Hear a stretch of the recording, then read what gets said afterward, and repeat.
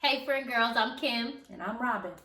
So today we're going to talk about, it's kind of touchy, but being a strong black woman. Okay. So I'm going to tell you a little story about my life and how I grew up and stuff like that. So growing up in my house, there was nothing but women. So I only had aunties. That's all I've ever had.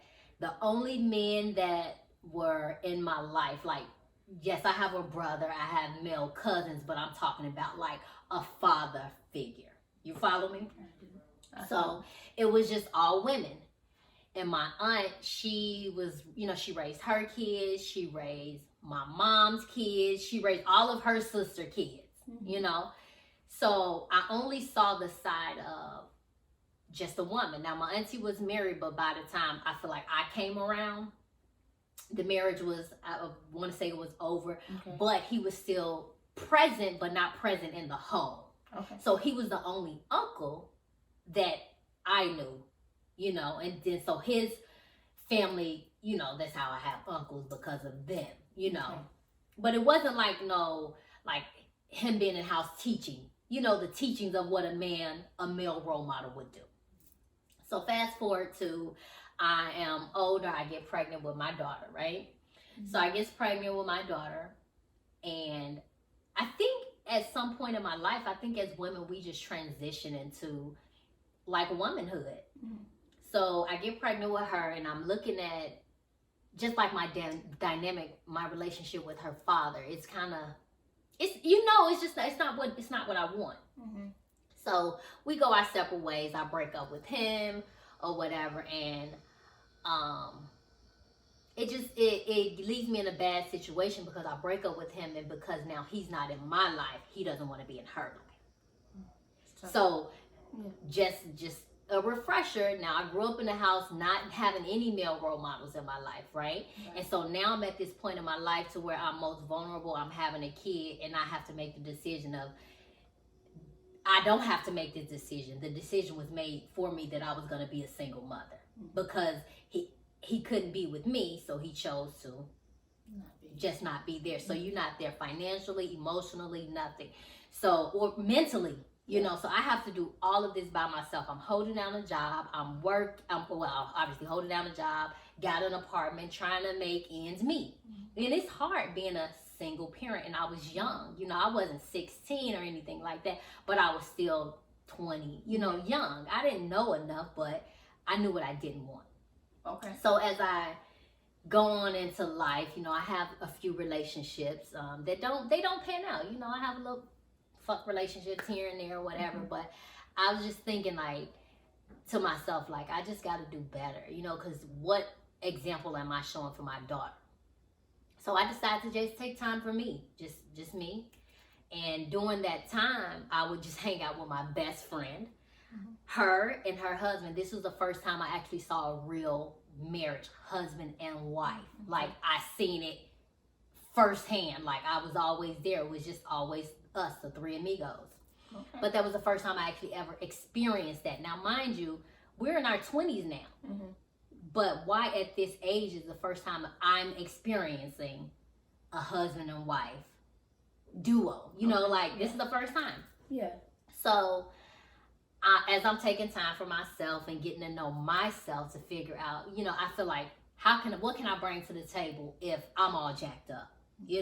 I'm not saying just me taking time to myself and not being with somebody was just like, oh, I got to learn more about myself, because sometimes when you get into a situation, you realize that all the shit you thought you knew wasn't right. Goddamn, I still got issues. Right. So anyway, we were sitting there having a conversation, and she was like, you ain't gonna never, we was talking about relationships. She's like, you ain't gonna never find nobody if you always hit with us. And I'm thinking, girl, bye, ain't nobody looking for nobody, which I really wasn't. So I go to work. I was working at this bank, and unbeknownst to me, that I was stumbling across my husband. Didn't even know it. So I meet my little Prince Charming. So it took him, first off, motherfucker. It took him over a month to call me, and by the time he called me, I'm thinking to myself, who this? How you get my number, right? But anyway, needless to say, and it's crazy because I'm gonna veer off the topic just a little bit. Okay. It was so crazy. I was having a conversation with my best friend, and I'm like, he ain't even my type. That's another one. Like, what is a type? What is a type? And I feel like that conversation helped me get to where I'm at today, because I felt like at that point I needed to come out of my comfort zone. Mm-hmm. You know, because I was so in my head, I had something that I wanted. Oh, this is what I want. You got to be this high. Now, mind you, I'm yay high, but you got to be this high and all this other stuff. So I'm like, okay. So we start dating. We start talking, you know, and he was okay accepting that I had a daughter, which was good. But we was dating heavy. Like, okay, we was always out, always together. But I didn't allow him to meet my daughter in the beginning. Okay. And I felt that way because I just didn't really want. I didn't know where we were going, you know? Right. So we together all the time. All the time. By this time, it's months and past. He done got a key to my house. Well, my apartment, because I ain't gonna say the house, but my apartment. And life is good. I'm coming home, cooking, cleaning. When he finally got a chance to meet the baby, he picking the baby up and stuff like that. So we good. I'm like, okay. But then in my head, I'm sitting up here thinking like, yeah, we are so good. But why I'm still paying these bills by myself? Like, is that a conversation that needs to be had? So by the time, because I'm the type to where like I just ain't gonna say nothing, I would allow a person to just, you know, figure it out. Mm-hmm. But by this time it didn't build up so much to now I'm popping my neck. Uh-oh. I'm popping my neck because now I'm angry. I was about to say, so strong now becomes angry black woman. Right? So now I'm popping my neck, and because I have to address this issue with you, I feel like it's a problem because I shouldn't have to address the issue with you. You should know. Yeah. You here with me. We doing all this ungodly stuff together, but you're not helping me to where I need the help. And even though I may have not said it, expressed it, that I'm drowning here. Right. You should have been able to see that. You should be able to see that. Yeah. So anyway, I guess we gets into it or whatever. And it's kind of like, now why I got to be angry. So like I said, going back, I never grew up in the house with a male role model. I was a single mother, not by choice, by force. Mm-hmm. And now I have this relationship, and now I have to check you because we obviously were raised different. Absolutely. You grew up in the house with both parents. Mm-hmm. I didn't have that luxury. Mm-hmm. So for me, now if there's a cup and you see now it's overflowing, and now I'm not just a strong woman. When we get into it, you just got to be too strong. You just too strong. Why am I too strong? Like, what that mean? You know, and so now I'm angry. So now that strong black woman, I don't know if it's a good thing or a bad thing. Yeah. Because if we worked out, but had we not, then I have to take all of that into the next relationship. So my question to you is, first, the thought of it, we didn't never get this title. Where did this title come from? Where did it come from? Right. So I need you to tell me where this title came from. I need you to tell me how do we teach our daughters, because you have a daughter as well, how to be independent, strong, and vulnerable at the same time. Third question, y'all, I'm about to fill her up. Third question is, how do we teach our sons to know those signs of when, I'm not going to say I was in distress, but bitch, I needed a lifesaver. You know what I'm saying? So how do you teach that? And don't say, what I don't want people to say is, my fourth question is, why are we the only women that gotta put black in our title? So there, you have the floor. You know what? I'm just gonna say, like, okay, strong black woman. It sounds nice because it's nice, but like you said, we are the only women on the planet that have to say strong black woman. Like there's no other denomination that says strong anything. Like there's no strong white woman. Have you ever heard that? Don't sound right. It don't have a ring to it. I've never heard that. But So what I think is, off the top of my head, about being a strong Black woman is that it comes from us always having to overcompensate for something. So I think about, I know this sounds kind of strange, I think about bones. When somebody say a strong Black woman, you know what a strong bone is? You know, okay, so if we say Black woman, Black man, white woman, white man, there's a hierarchy right there, right? All the pressures of the top on the Black woman. Press down on the, and so when you press down on a bone, the bone becomes stronger. So I mean, that's just what I came up with. I don't know if that's what that is, but I like that. But it was a way of thinking about it. So I know, like, both of us, we've grown up differently. So I grew up in a household with 6 brothers and a sister, and all of my brothers are old enough to be my father. Okay. So I had a lot of parents, a lot of parents growing up, and I noticed that I did a lot of observing. But before you finish that, you grew up with, you had 6 brothers, but how active was your father? My father was very active with them because, like I said, I was 10 years younger than the youngest. Okay. And my father was very, very active, disciplinarian, you know, teaching his kids how to do this, how to do that, and everything. But by the time I came along, my mother and father's marriage was strained. And then they ended up separating. They ended up divorcing. And it was just me and my mom and my 2 youngest brothers by ourselves. Now I did have a stepfather, but that's a different subject. I did have a stepfather in the home, but my mother was always the one. I always watched her. I did a lot of observing, and I say that because she didn't do a lot of vocally or verbally teaching me how to do this or that.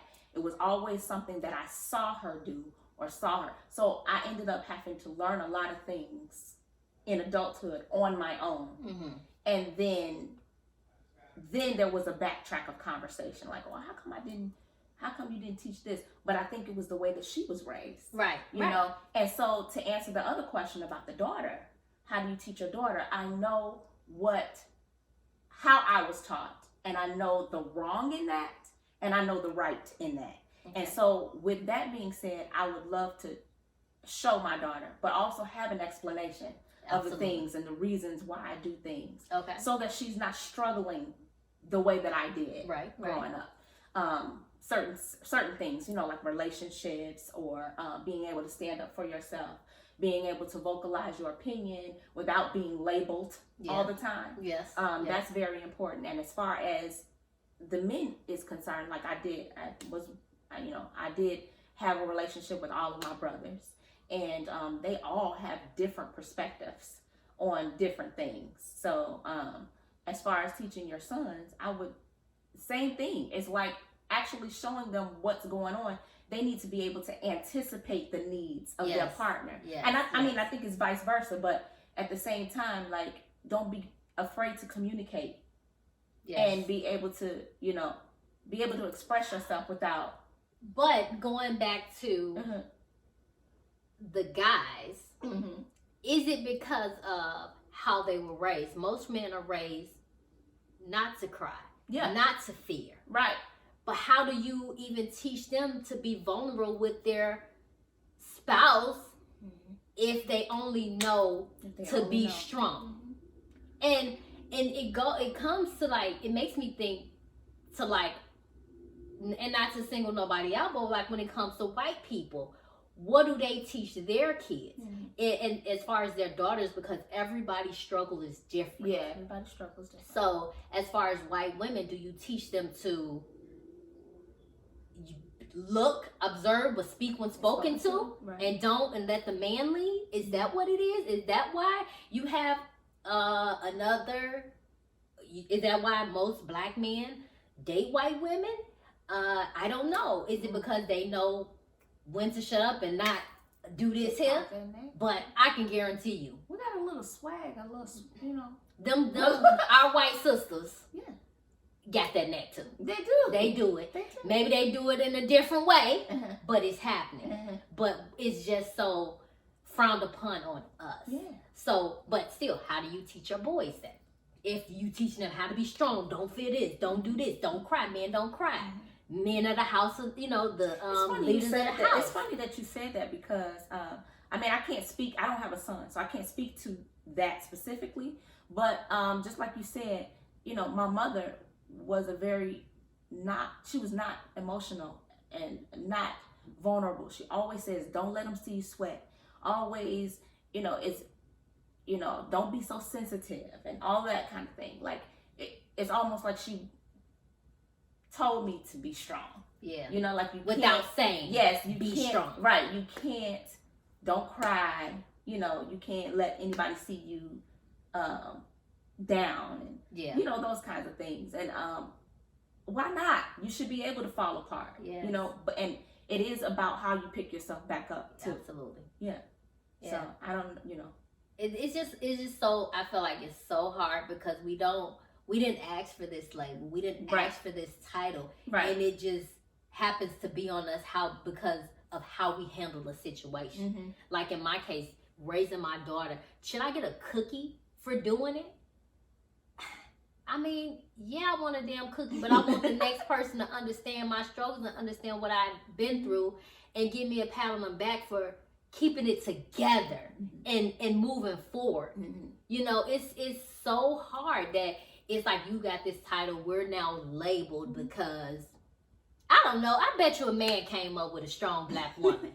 Why can't we just be strong women? Like, why do we need that? I'm not walking around with a shirt that says I'm a strong black woman, because that's not a title that I give myself. But I also think that it is okay to be vulnerable. But like, there's been times when stuff is going on in my life and I don't want somebody to see me cry or anything like that. So obviously, and I'll take it back to when I was raising my daughter by myself. How many times I sat in the bathroom and turned the water on crying because it was hard. It is hard. Hard. Like, how do I have to provide for this little person that didn't ask to be here. But I'm there, but I don't want her to see me breaking down. But there we go again. You gotta be Would strong. it have made sense if I would have just cried in front of her and explained it to her so that she knows that it's okay that mommy hurts too? You know, like, how do you do that?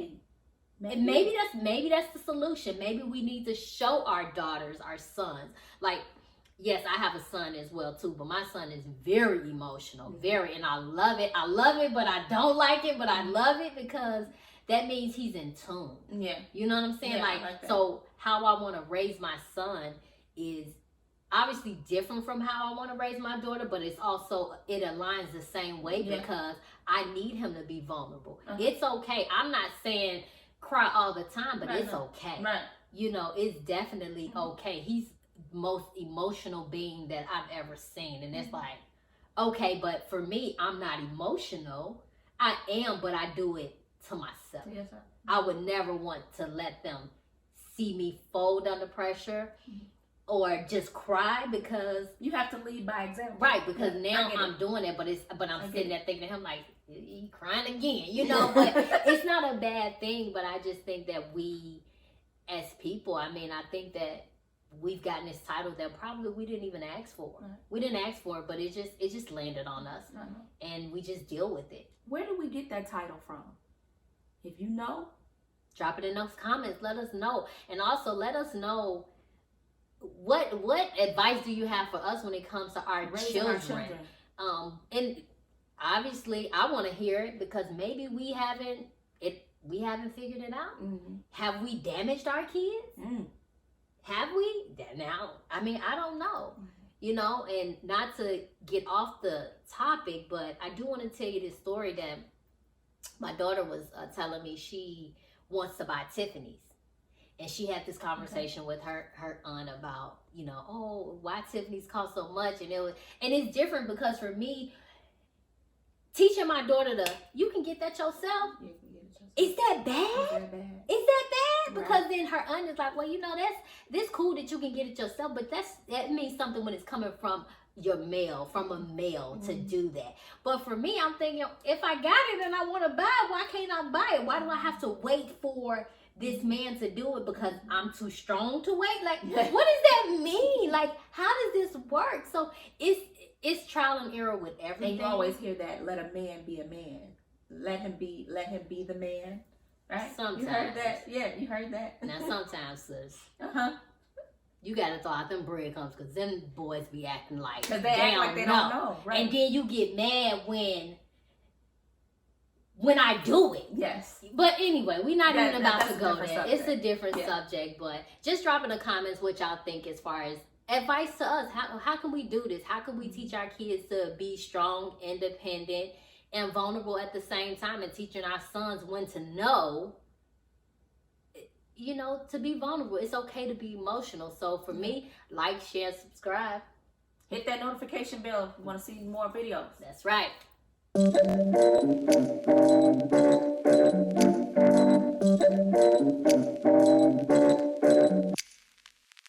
What am I thinking? I broke apart and fell off in the deep end. Quicker than a hanger, I'm sinking. Chest is too tight, I'm not breathing.